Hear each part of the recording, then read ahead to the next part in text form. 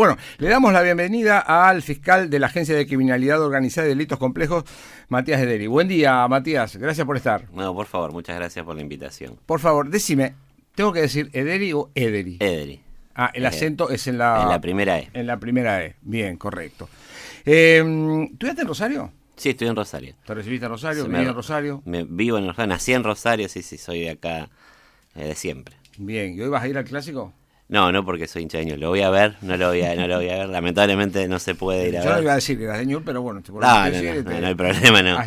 Son de las cosas que uno no tiene que ocultar. Claro, muy bien. Bueno, entonces estábamos viendo que en el estudio tengo una minoría absoluta. Absoluta. No hay derecho ¿Sabes que el año pasado era distinto, no? No todo tiempo pasado fue mejor. No todo tiempo lo que decíamos mejor, claro. al principio. Bueno, y en tus épocas de estudio, ¿no? ¿Cómo eras? ¿Un tipo vago? ¿Era un tipo olfa? No, me gustaba estudiar. ¿Te gustaba estudiar? Sí. ¿Más tirando al olfa que al vago? Sí, un poco, era un intermedio, pues me gustaba estudiar, también me gustaba salir, estar con amigos, pero estudiaba, sobre todo en la época de la facultad estudié mucho. ¿A qué escuela fuiste en secundaria? Al latinoamericano, al centro educativo, y la primaria también. Bueno, ¿y deportes? Sí, siempre me gustó mucho, pero siempre amateur. ¿Fútbol? Jugué al básquet bastante tiempo. ¿También? Sí. Estamos descubriendo muchos basquetbolistas que han por la altura. ¿Viste? Hay mucho. El fútbol no era para todos cuando uno era chico. El fútbol no era para. Ahora tiene como más entrada en todas partes por esto de la reivindicación del jugador de fútbol como una suerte de nuevo situación de poder, digamos, dentro de la sociedad. Pero de chico yo tengo el club que estaba a la vuelta de mi casa era básquet más que fútbol. ¿Por qué no? Viste que las últimas veces que lo pregunté, por lo que recuerdo es, Puyaro hacía boxeo. Pero no sé si era de ahora, porque yo no estuve cuando estuvo Puyaro. Bueno, no sé, pero dijo que hacía boxeo. No Chale dijo que hacía básquet. El doctor también dice que hacía básquet. Sí. Uno siempre espera encontrarlo y dice, no, yo jugaba al fútbol, pero veo que han alternado otros deportes. Sí, también tengo la época de jugador de rugby. Mi papá fue un jugador, ¿sí? Le gustaba mucho y cuando era chiquito jugué rugby también. ¿Dónde jugabas? En Gimnasia y Esgrima. En Gimnasia y Esgrima. Sí. Ahí está, amigo de Caferra entonces. ¿También ha hecho rugby Caferra? No, pero va a gimnasia. No sé si cualquiera puede ir. Caferra juega al fútbol. Fútbol. Juega al fútbol, no, pero va creo que Sergio Rullier también va a gimnasia. ¿A gimnasia también? Pero no, Rullier es fútbol. ¿Rullier juega al fútbol? Sí, me parece que sí. Tenis también. Tenis lo veo, pero tenis fútbol. Sí. Rullier fútbol. Me parece que sí, Bueno, me parece que no vamos a preguntar. Hay que averiguar. Sí, pero me parece que sí. Matías, contame brevemente qué hace un fiscal. Bueno, un fiscal lo que intenta hacer, lo que hace es investigar delitos o investigar situaciones que han pasado en la sociedad, tratar de esclarecerlos y buscar una solución. Hoy el sistema penal y los sistemas procesales no tienden a que toda solución sea una solución de juicio oral.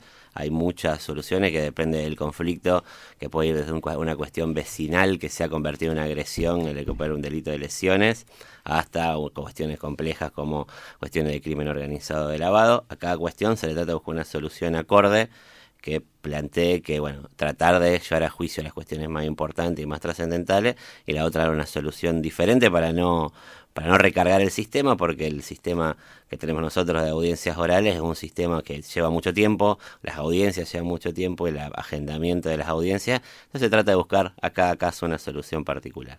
Acá, vos recién lo decías, todo lleva mucho tiempo, ¿no? Pero hay una sociedad que hoy, entre los medios, las redes, que podemos considerar también en algunos casos medios, el nivel de información que tiene la gente y el nivel de reclamo, encuentra casi como una valla en los tiempos de la justicia, ¿no? Y pareciera que en la medida que va pasando el tiempo, esto se agrava. Nosotros al menos recibimos todo el tiempo el enojo de la justicia es lenta, la justicia es lenta. ¿No hay ninguna posibilidad de que eso sea distinta o la justicia tiene tiempos que no pueden ser mejores? Depende mucho, es la justicia como un concepto amplio, porque hay distintos fueros, distintas circunstancias. El sistema penal es un sistema que a partir de la reforma del Código Procesal, la instalación del sistema adversarial oral, ha avanzado muchísimo en los tiempos. Hoy nosotros, los juicios más complejos, tenemos un máximo de 3 años que estamos en juicio, los juicios más cortos son antes, pero la posibilidad de las audiencias orales hace que las personas, las víctimas, la sociedad en sí, pueda ver un despliegue de la investigación y un despliegue de lo que se sabe de la causa mucho antes de lo que se veía antes. Es decir, si hoy ocurre un hecho, vamos a los hechos más graves, un homicidio, a los pocos días se detiene al imputado o al tiempo, ya íbamos a tener una audiencia en que el fiscal le va a explicar, el juez va a escuchar, el defensor se va a defender y la gente va a tener una primera respuesta, que yo creo que es una ventaja que tiene el sistema oral, que es el que se rige en materia penal, que muchísimas veces los juicios que uno escucha laborales, de familia, civil y comerciales, que sí tienen unos tiempos que por el sistema que tienen escrito, la sobrecarga de trabajo y un montón de cuestiones, hace que esos sean esos tiempos de la justicia que la gente se queja. Vos sabés que conversando hace un tiempito con Marcelo Molina, que había sido juez de familia, también nos decía lo mismo que vos, ¿no? Que hoy todo es mucho más rápido que antes. Pero hay un tema en la percepción. Dice que o bien porque a lo mejor lo que ha pasado ahora es que hay muchos más casos que los que había antes, pero la percepción de la gente es que más allá de todo las cosas no se resuelven. Y por ahí ahora aparece otro tema, ¿no? Los fiscales empiezan a estar un poco en el ojo de la tormenta, para bien y para mal, ¿no? Y entonces la culpa termina ahora siendo los jueces, ¿no? En la percepción de la gente, insisto, yo no sé si uno no puede explicarle mucho más a la gente o, como vos decís, mirá, esto es mucho más veloz que lo que era antes, pero en la percepción no está. No, eso seguro que en la percepción, y uno habla con la gente y hay una idea instalada de justicia lenta que en muchos casos pasa. Muchos casos, muchas veces, y estamos hablando así del sistema penal, que es a lo que nos dedicamos los fiscales, hay cuestiones a las que no se le encuentra una respuesta, y eso también da la idea de la justicia lenta, porque en los casos que se dilatan en su investigación, muchas veces las investigaciones no llegan al fin que uno quisiera como fiscal y la sociedad quisiera. Eso también da la idea de justicia lenta, sobre todo esas causas que no tienen una resolución. Yo lo entiendo, lo veo, se tratan de hacer cuestiones para avanzar, pero realmente yo creo que los operadores del sistema, lo que vemos, sí vemos que hay una diferencia muy grande. Los que hemos trabajado en el sistema viejo penal escrito y vemos el sistema oral, se lo puede consultar a cualquier defensor y a cualquier operador del sistema, quiero decir jueces, integrantes de la oficina de gestión, fiscales, defensores, te van a decir que hay mucha diferencia en cuanto a los tiempos hoy. Y que, porque un cambio debe haber habido de aquel momento del sistema escrito a este sistema oral. El otro día veíamos por televisión que se estaba llevando adelante el juicio por el caso de Nora Dalmazo, ¿no? Entonces decían, no, 15 años llevó esto, pero claro, esto venía del sistema anterior, o en Buenos Aires es distinto.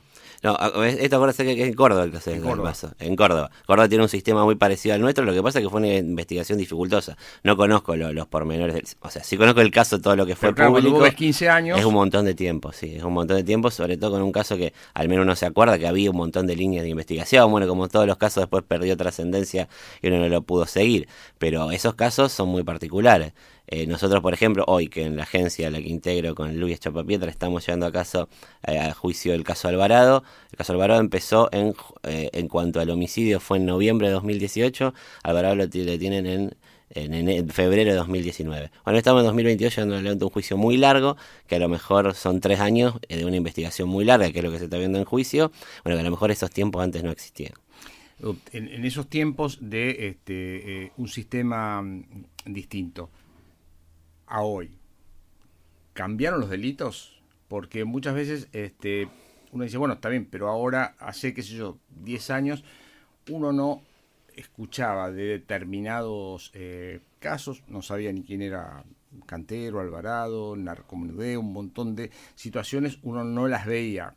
Y ahora pareciera que está mucho más presente. Entonces, pareciera que hay otro tipo de delitos, o esos delitos de anteriores o antes también estaban. No, lo que sí hay, a ver, son varios factores, pero sí hay un aumento muy grande de las violencias entre grupos.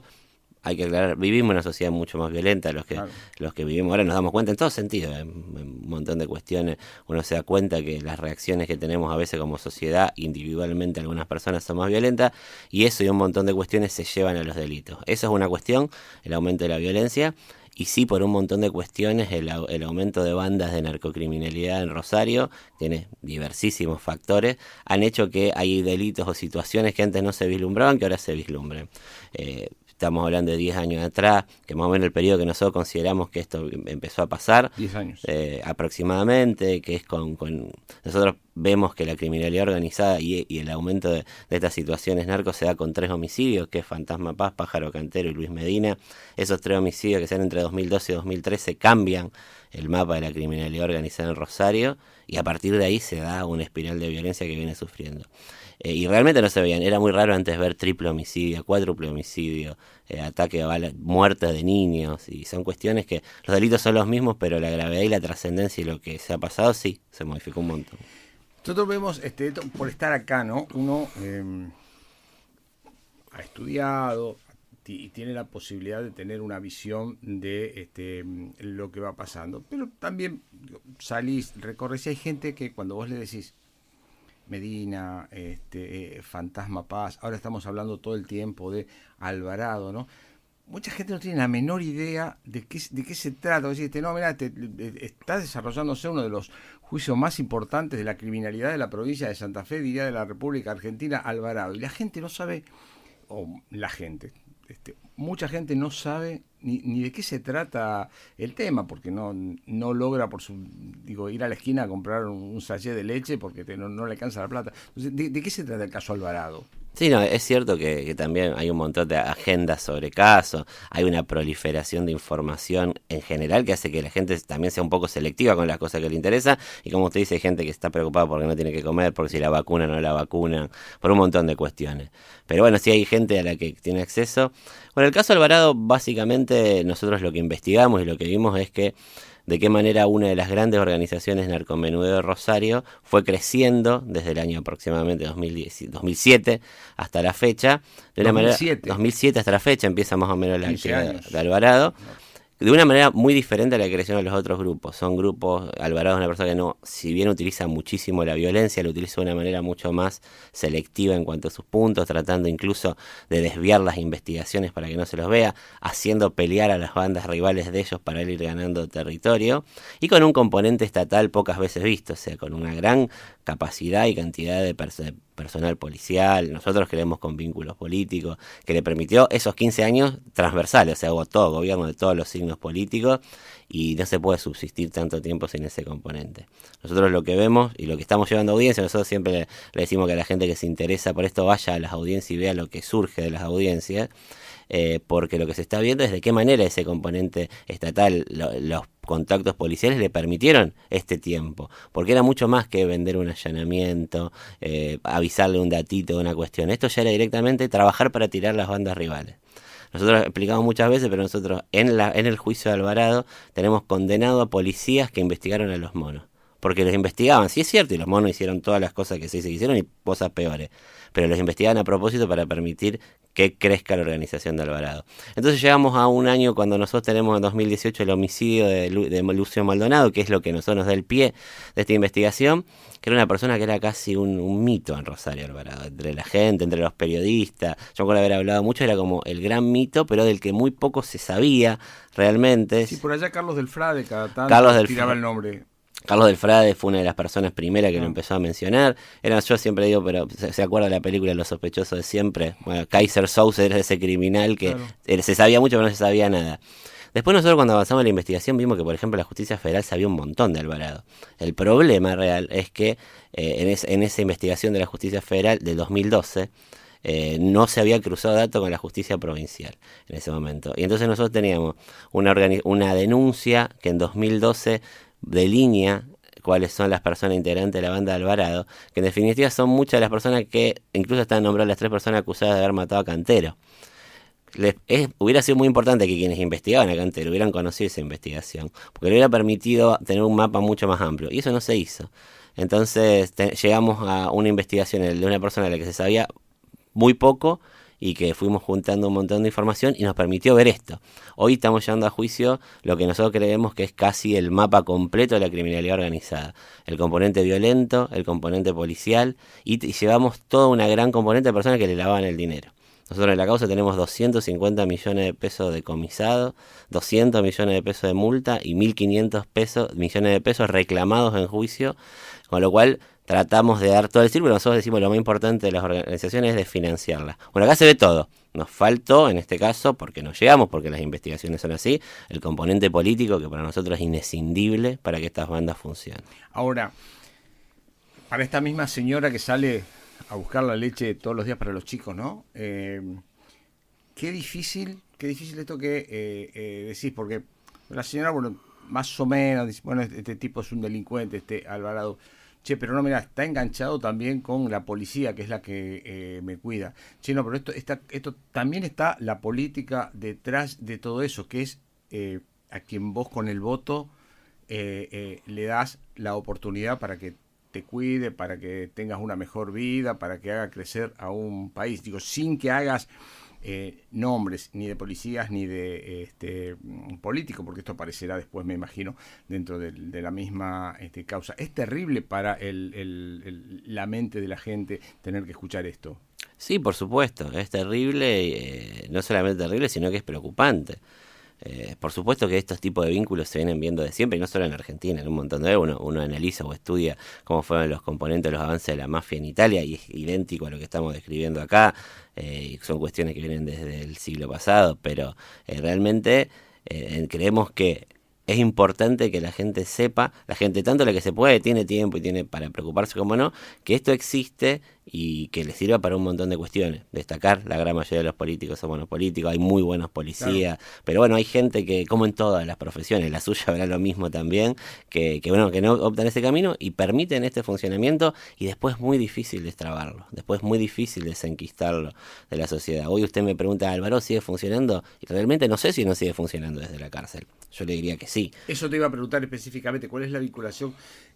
Porque cuando nosotros hacemos entrevistas con sectores de la política, Ministerio de Seguridad, jefe de policía, etcétera, etcétera, la cárcel aparece como aquel lugar en donde pasa de todo y nadie hace nada, ¿no? Y siempre, no, porque esto es en la cárcel.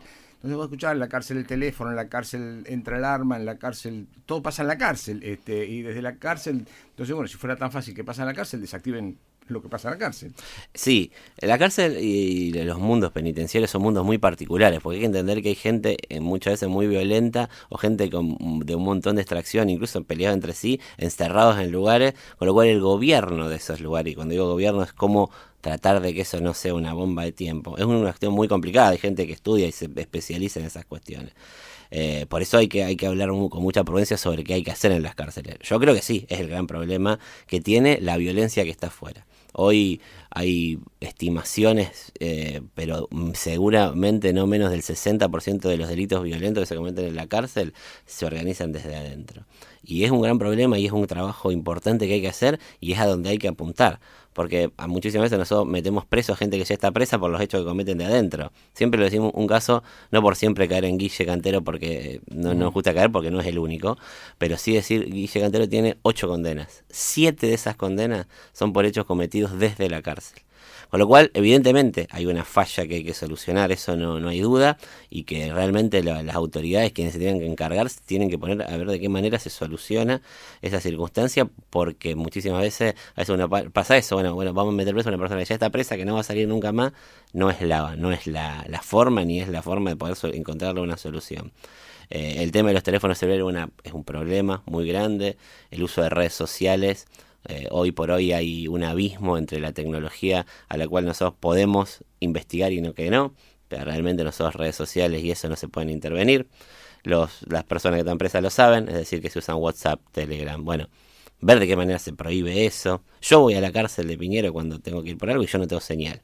No puedo usar el teléfono. No, pero adentro sí. Pero que alguien de alguna manera se usa. Le pedí el teléfono a los presos. Bueno, es una cuestión que no se sabe cómo se hace, pero bueno, eso explica un montón de cuestiones. Espero que las autoridades se junten y lo logren revertir. ¿Y ustedes charlan habitualmente con el ministro de Seguridad de la provincia, con el gobernador? Estimo que con gente, con jueces, jueces de la corte, imagino que sí, porque tiene que ver con ese ámbito, pero después con el resto de los otros poderes, ¿charlan ustedes habitualmente o no? Sí, nosotros, bueno, con Luis Chacopieta tenemos trabajamos en una agencia de criminalidad organizada que atraviesa y muchas cuestiones que pasan en la ciudad. Vamos a dar un ejemplo. barras bravas tiene que ver con criminalidad organizada. Sabemos que las barras están insertas en la criminalidad organizada, atravesadas por la criminalidad. O sea, pasa algo como que fue el incendio de la sede central, nos van a venir a hablar, y eso nos permite hablar con ellos. Nosotros tenemos diálogo con un montón de instituciones, bueno, hemos tenido diálogo con ministros desde Puyaro hasta ahora Alaña, con todos los que han pasado, y sí tenemos esos diálogos y sí le manifestamos nuestras preocupaciones en ese sentido. Decir, bueno, de qué manera poder trabajar, nosotros podemos tener nuestras ideas, pero sí le manifestamos algunos hechos puntuales, uno de ellos es la cárcel, en los cuales nosotros vemos que hay un componente muy importante de la violencia. Y hoy, con esta cuestión, muchos de los líderes de las organizaciones criminales de Rosario, para no decir casi todos, están presos. Y hay una situación de que... Eso nos decía Puyaro, claro. Es cierto, pero lo que pasa es que primero quedaron segunda y terceras líneas, que al perder una cabeza pasan muchísimas veces que se cortan, que tratan de hacer su pequeño grupo que pelea contra otro pequeño grupo, se atomizó muchísimo la cuestión. Y segundo, que realmente los líderes ven cómo está la calle, y la cárcel para ellos es medio también una protección, en la cárcel no saben que probablemente duren poco tiempo. Entonces son todas cuestiones que para trabajar, no es que en la cárcel, en la calle. Si ellos salen muchísimas veces, saben que por la cantidad de cosas que han hecho, incluso desde la cárcel, va a haber represalia. Entonces muchísimas veces a muchísimos no le preocupa tanto los años de cárcel, sino poder seguir manejando su estructura afuera de la cárcel. ¿La pobreza y la marginalidad contribuye a esto, o ustedes se encuentran con que muchos de los que hoy están metidos en la criminalidad son tipos que han tenido, por así decirlo, alguna educación media? Bueno, por supuesto que la pobreza influye, lamentablemente no es una cuestión de decir, bueno, por ser pobres son crimen, no. Pero sí realmente hay gente que está en una situación de desesperación, porque lo sabemos habitualmente, que bueno, puede recurrir a esa situación, por más que sea un 2% es mucha gente. También en el otro extremo están las personas que le lavan el dinero a las organizaciones, claro. Que tienen la misma responsabilidad en la situación de violencia de la ciudad, o sea, y gente que por ahí se indigna por la seguridad, pero son ellos los que le permiten, con el lavado de dinero, con la colocación de activos, con la construcción de grandes inmuebles de dinero de no se sabe dónde, le permite que lo otro siga existiendo, porque si no existiera el lavado, sería muy difícil que las organizaciones, que en el fondo, como siempre decimos, trabajan por plata. O sea, tienen una lógica empresarial, ellos lo hacen por dinero, no funciona. Entonces la responsabilidad es conjunta, ¿no? Por eso digo, no solamente la pobreza, sí la pobreza le da una mano de obra a la violencia, claro. Muy importante. Pero después tenemos organizaciones, por ejemplo, Alvarado, no una organización que venga de la extrema pobreza, incluso son toda gente, las personas que están condenadas, en la organización de Alvarado hay 20 y pico de condenados ya en el juicio, son toda gente de clase media, con secundario, incluso algunos universitarios. De hecho está condenado el abogado de Alvarado, como formar parte de su organización. Entonces, para vos lo contás así, ¿no? Casi como, está bien, vos lo vivís todos los días, ¿no? Yo desde este lado lo vivo a la distancia de lo que me dan las cámaras y el micrófono, pero vos en esta familiaridad en la que lo contás, es tremendo también, porque digo, estás contando una situación que no es, chico, habitual, normal, y para vos forma parte de no solo de tu trabajo, sino ya de tu vida. Nosotros convivimos, nos pasamos hablando de esto, y tratando de analizarlo y tratarlo de encontrarle una salida. Sí, es cierto, yo lo cuento con naturalidad, a veces yo cuento cosas con una normalidad y yo veo que la gente se espanta. Sí. De hecho yo justo ayer estaba con unos amigos, como había ido a comer un asado, y yo les contaba cosas, claro, yo la cuento así, ¿vos te das cuenta de lo que me estás contando? Sí, no sé, Eli, si vos lo percibís, sí. Vos estás contando específicamente uno de los elementos de mayor peligrosidad para el habitante de Rosario, vos estás ahí y lo charlas, te entiendo también, cuando hablas con un policía también te cuenta que todo lo que vive, te cuenta todo lo que vive un día, claro. Te lo cuenta con toda que es así, o sea, tiene que ver con la profesión de cada uno, que uno se empieza a no solamente a familiarizar, sino que además vive a través de esa profesión, como que el día a día tiene que ver con eso, y llega un momento donde, claro, para uno es una cosa más, y el otro no lo entiende. Sí, asombroso. Vamos al servicio informativo y dejamos descansar un ratito al doctor, se toma un cafecito y volvemos. Matías, decía yo hace un ratito que un poco los fiscales estaban puestos en el ojo de la tormenta, ¿no? Entonces, y como en toda actividad, de hecho también debe haber fiscales buenos fiscales honestos y fiscales que no lo son. Y algunos que no deben ser ni buenos ni malos, sino que son capaces o incapaces, ¿no? No sé si tenés una opinión o si tenés un conocimiento certero, pero muchas de las preguntas que llegaron para vos están relacionadas claramente al tema del colega de ustedes que puso preso a un policía en Cañada de Gómez, ¿no? Te digo, tengo explotado el celular, preguntarle. Entiendo que no está cerca tuyo, pero así, a grandes rasgos, ¿el fiscal puede haber tenido una razón muy seria para dejar preso a un policía? Realmente conozco... Porque, perdón, quiero decir algo más. Muchas veces nosotros los ciudadanos nos encontramos con que ustedes tienen en claro la ley y, si no, mira, la ley dice tal cosa y dice tal otra. Después está cómo se aplica esa ley. Pero para nosotros es una locura lo que estás haciendo. Yo no conozco más de los pormenores mediáticos, lo que pudimos ver en los medios. No conozco el caso en sí mismo. Son dos cuestiones. Primero, que el fiscal le pide a un juez que lo deje preso. El que lo deja preso es un juez, porque el fiscal tiene una investigación que él cree o no cree que amerita que una persona quede presa. Yo realmente no lo sé.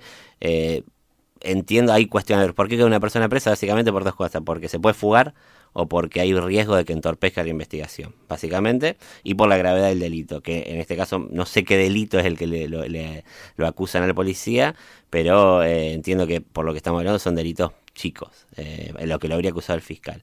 Habría que ver cuál fue el fundamento por el cual le pidió un juez que existía peligro en la investigación. Realmente no lo sé. También habría que preguntarle al fiscal. El fiscal Tosco es el de ahí. Bueno, habría que preguntarle qué fue los criterios que utilizó. Nosotros muchas veces hay que resolver en situaciones de mucha urgencia y de muchas cuestiones, y hay que ver qué fue también el caso que le llevaron. Acá es un caso que ingresa por denuncia. Las personas del estudio jurídico al que ingresa la persona que estaba persiguiendo el policía a hacer una denuncia. Hay que ver qué le contaron al fiscal, si el fiscal tenía todos los elementos. Entiendo que ahora creo que le dieron la libertad al policía. Sí, el policía ahora está en Rosario. Sí.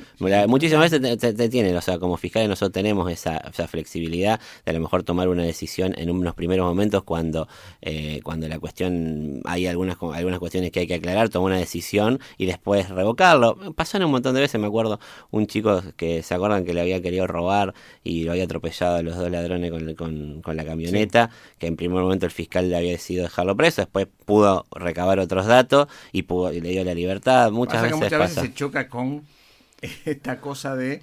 Por eso yo digo, la ley y los artículos de la ley dicen determinada cosa. Para nosotros, vos ves que un policía va corriendo un tipo, el tipo se esconde en un lugar, si no podés entrar porque si querés allanar tenés que... Entonces, claro, para nosotros ciudadanos... Sí, pero loco, el tipo está persiguiendo a uno, o otro, digo, la justicia por mano propia, ¿no? Bueno, se lo llevó por delante. Es como está trabajar bien. De oficio, cuando uno está trabajando a veces. Si uno está persiguiendo a un ladrón, lo va a perseguir hasta las últimas consecuencias. Me da la sensación de que es así con el tema de la policía. En estos casos que yo diciendo, no podés entrar a mi domicilio. A ver, si hay una cuestión, por eso no sé cómo fue el caso, si hay una situación de flagrancia, además yo veo, vamos a un caso muy claro, o el policía ve que te están robando a vos el auto. Y lo empieza a correr, se puede meter a cualquier lado el policía corriendo a la persona que estaba cometiendo un delito en una situación de flagrancia. No sé si fue el caso. Ahí hubiera podido ingresar, por más que sea un estudio jurídico, un consultorio médico o una institución pública. No sé si en este caso estaba persiguiéndolo por un delito, por eso habría que ver bien. Creo que lo estaba persiguiendo según lo que se leía ahí, porque le había pedido... lo había detenido para pedirle la documentación del auto porque el hombre era un... conocido de la zona, y bueno, no sé si habría delito ahí el tipo. Sí, por eso hay que ver. Había antecedentes. Había antecedentes. Bueno, pero no sé si los antecedentes da como para que vos lo detenga al tipo. Eso pasa mucho con la policía, que los conocen, los barrios, sobre todo en las comisarías, los conocen y los paran siempre a los que tienen antecedentes. Pero por eso hay que ver muchas veces, y eso es lo que la gente también no tiene por qué entenderlo, pero muchas veces uno, con la información que tiene en un primer momento, pasa o uno hace una mirada y después investiga un poco más y se da cuenta que era nada que ver, pasa mucho. Entonces, bueno, espero que el fiscal haya encontrado los elementos para darle la libertad si es que así lo considera. En San Lorenzo también hay una fiscal puesta también en tela de juicio por varias cosas. Por eso digo, ahora pareciera que también nosotros empezamos aparece la figura del fiscal un poco con más resonancia y empezamos a reclamarle mucho más a todos ustedes. No, y está bien, ¿y el está fiscal bien. qué hace? Y el fiscal, porque vos antes escuchabas, y la justicia y el ministerio y el gobernador. Claro, ahora es puntual. Claro, ahora te dicen, me tirotearon en la casa y los fiscales no hacen nada. Digo, la palabra fiscal empieza a aparecer mucho más que la que aparecía hace unos años. Claro, porque antes el que investigaba era el juez de instrucción. Claro. Entonces era el juez el que investigaba. Ahora cuando el rol de investigador lo tiene la fiscalía y el MPA, sí, por supuesto, porque son las personas a las que las víctimas recurren. Cuando pasa un hecho los citamos nosotros y somos los que tenemos que investigar y llevar al juez. Hoy el juez, por suerte, es un tercero imparcial que no participa en la investigación, que escucha a las partes y resuelve un conflicto. Pero bueno, sí, nos pone a nosotros en el rol y nada, los que elegimos este trabajo sabemos que es eso y está perfecto que la sociedad nos reclame. La última pregunta, y no te molesto más. ¿Te gusta lo que haces? Sí, yo lo hago porque me gusta. Realmente cuando yo trabajé muchos años en la profesión privada, como 15 años en la profesión privada, un día quería hacer algo diferente, quería hacer algo que aporte a la sociedad y me decidí a hacer esto y la verdad que me gusta.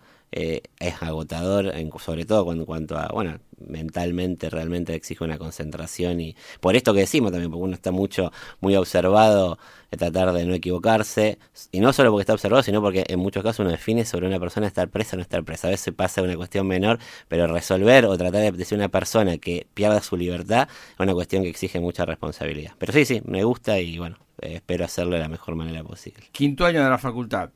Tenés que ¿elegís de nuevo el derecho penal? Sí, eso sin duda. Elegiría de nuevo el derecho y el derecho penal. A mí la verdad que me gusta, hago lo que me gusta. Bien. Matías, muchísimas gracias. Sabemos que corriste para poder llegar, viniste lo más rápido que pudiste, así que bueno, y muchas gracias por el madrugón domingo. Sé que los domingos por ahí descansan un poco más porque habitualmente la semana tienen mucho trabajo, así que te agradezco de verdad. No, muchas gracias a ustedes por la invitación y acá cuando necesiten. Bueno, seguimos con me siento ignorada. Matías Hederi. No, porque pensé que me ibas a decir cómo íbamos a seguir, que íbamos a tener mayor temperatura 23, y todo eso. Pensé que ibas a continuar con eso, pero bueno, no importa, fue malentendido entre vos y yo. No, uno más. Bueno. Bueno, Matías, decime. La vida de un fiscal metidos en estos barullos no debe ser para nada fácil. Debe sentir determinados respaldos en algunos lugares. Ahora, ¿cuál es la sensación cuando ustedes como fiscales van, hacen las investigaciones y después aparece un estamento superior y dice, no, todo esto no va?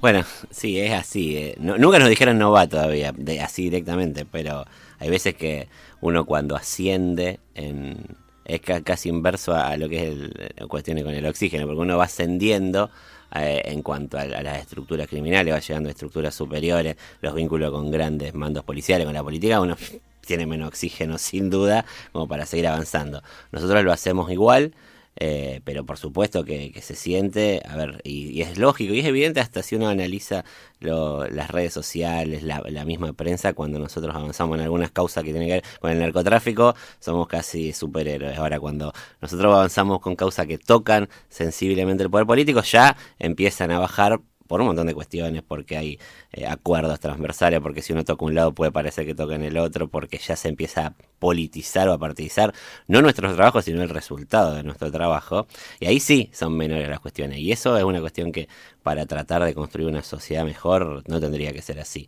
porque realmente nosotros hacemos nuestro trabajo de la misma manera cuando investigamos una banda narco que cuando investigamos un caso de corrupción. El tema es los intereses que uno toca. Claro, porque cuando vos decís, bueno, nosotros en el caso Alvarado, nos metemos, si vos querés, en el tema de las causas por juego ilegal, porque casi todo después termina en el mismo tema, que es toda esa plata que alguien hace, dónde termina yendo o cómo termina blanqueándose, o por qué alguien tiene, esto lo digo entre comillas, una determinada autorización para llevar adelante determinados negociados. Tarde o temprano se termina casi siempre en el mismo lugar, con lo cual cuando me hablas del poder político también uno tendría derecho a pensar, bueno, esto va a terminar resuelto más o menos, nunca en el 100%, porque cuando tocas allá arriba nos encontramos en un problema en donde hay un montón de gente que está entrelazada. Sí, son varias cuestiones en la misma pregunta y tienen que ver con el trabajo nuestro. Nosotros tocamos la causa del juego y en la causa del juego nosotros llegamos a esa investigación por un homicidio. Claro. Nosotros investigamos el del casino, un homicidio terrible porque fue una persona que estaba...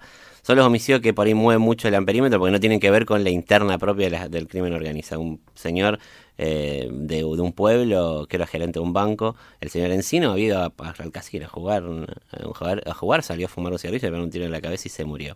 A partir de esa investigación, nosotros llegamos a la investigación de juego. Nosotros realmente como agencia de crimen organizado no investigamos juego clandestino, porque nos parece un tema que no corresponde al crimen organizado, pero sí llegamos y vimos de qué manera estaba todo entrelazado. De hecho, en esa misma investigación es cuando nosotros intervenimos a Peiti, porque nosotros nos habíamos dado cuenta que la investigación o el hecho del casino, el homicidio, tenía que ver con un apriete que estaba recibiendo el casino, porque los monos, una parte de los monos le está pidiendo plata. Hoy por hoy las extorsiones en Rosario son terribles, que sufren los comerciantes. Bueno, el casino era una más de esas extorsiones. Y veníamos investigando una serie de extorsiones en la ciudad de Rosario. Una de las personas extorsionadas era un tal Peiti, nosotros no teníamos la menor idea de quién era.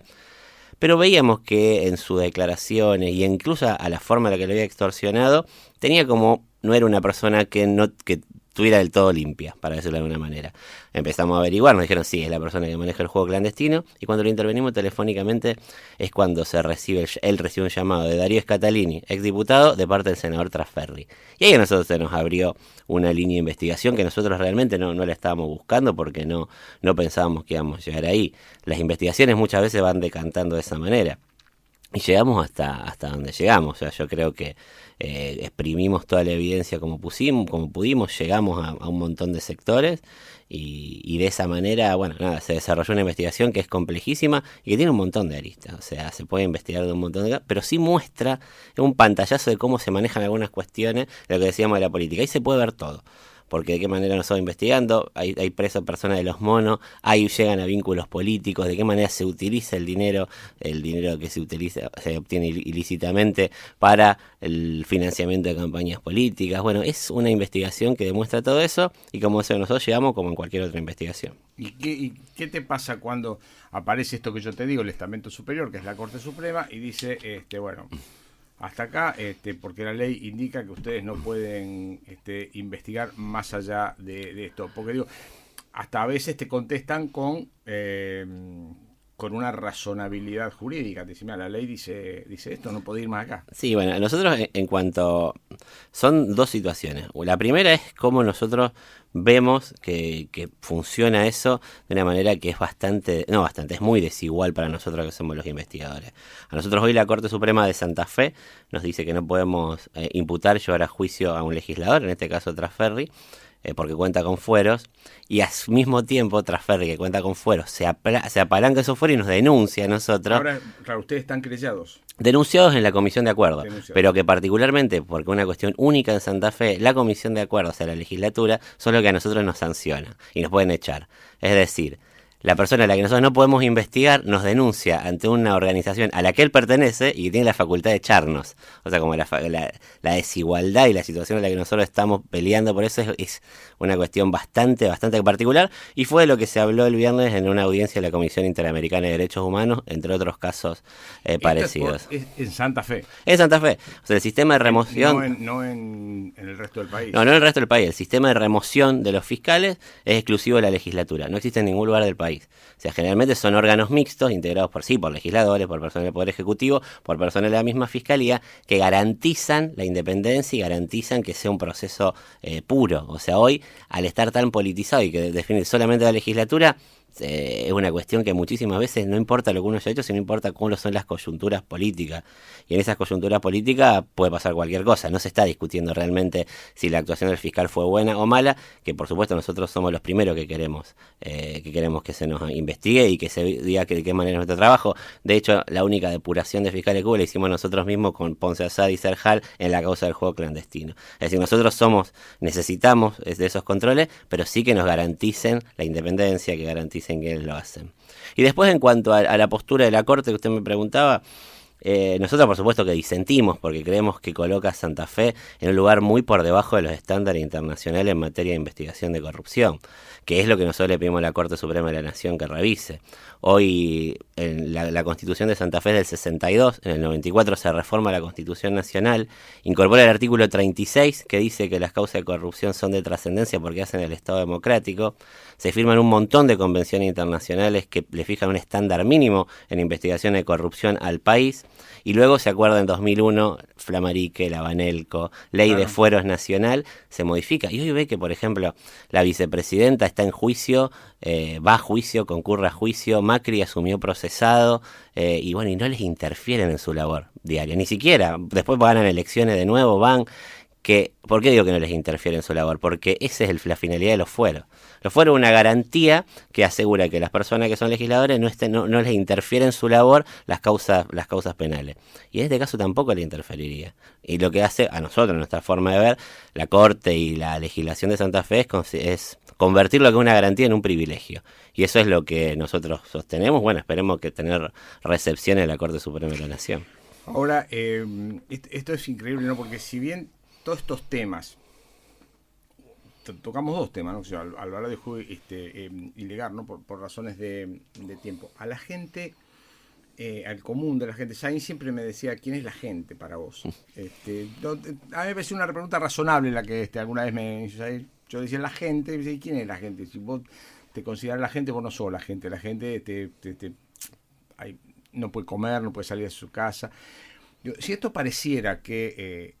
al común de la ciudadanía no lo afecta, porque, qué sé yo, uno ve a Alvarado en una cosa que está por allá en una cárcel y viendo qué hace, o el juego ilegal que no afecta en todos los días, en realidad te afecta específicamente en la vida y la muerte de todos los ciudadanos, porque esto termina en las balaceras de la calle, en que yo no pueda llegar a tomar un colectivo. Hoy una señora o dos señoras denunciaban esta mañana que le fueron tomadas sus casas como búnker. Digo, te afecta en lo más profundo de la vida esto. Es que es un poco la explicación de todo lo que pasa. Realmente, yo entiendo, y lo hablo muchas veces, que hay mucha gente que no tiene tiempo de preocuparse. Por eso lo decimos siempre, a lo mejor estos temas hacen más a personas que tienen el tiempo y tienen la capacitación para entenderlo, pero lo importante es poderlo transmitir hacia el resto de la gente de la manera que lo entiendan. Y realmente, a ver, causas de corrupción, vemos la materia de seguridad, si el dinero en lugar de irse para seguridad se va para los bolsillos de alguien, bueno, va en detrimento de la seguridad, sin duda. Si las campañas políticas se financian con dinero sucio, una persona que por ahí tiene altruista, que quiere construir un partido y que quiere competir en una elección, compitiendo con una persona que tiene mucha plata, el dinero clandestino, y es muy injusta la contienda electoral. Es muy difícil que por ahí hay unas personas que quieren constituir un partido o quieren llegar a imponer sus ideas o a mostrar sus ideas, puedan competir con personas que se financian con actividades ilícitas. Y eso sí, repercute muchísimo porque el dinero se va para otro lado del que tiene que ir. Y esa es lo que hay que entender. Y ahí hay menos seguridad, menos escuela, menos salud, menos desarrollo social. Un poco esa es la explicación de lo que pasa. Muy bien.